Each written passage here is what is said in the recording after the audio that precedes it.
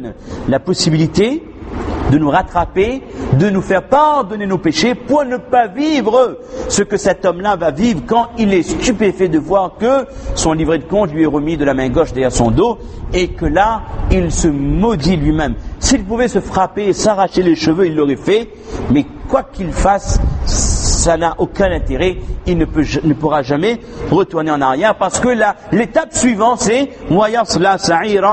la personne sera dirigée vers le feu de l'enfer, la personne sera donc dirigée vers le Jahannam. Et le problème c'était quoi? On terminera avec ça et on démarrera avec ça prochainement Inch'Allah. Innahu kana fi ahlihi masrura. Le problème c'est quoi?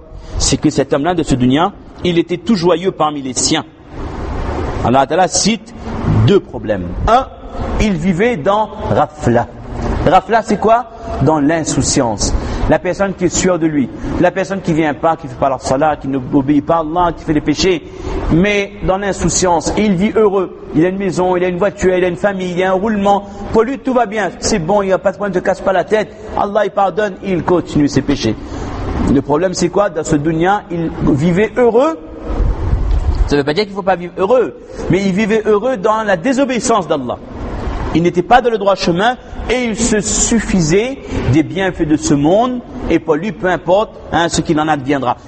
Pourquoi peu importe ce qu'il en adviendra? Parce que intérieurement, quand quelqu'un il vit masroura, retenons bien ça, quand quelqu'un vit heureux, quand quelqu'un vit dans l'insouciance, c'est que intérieurement, il ne croit pas à l'au-delà. Dit quoi un musulman il peut être comme ça? Oui monsieur.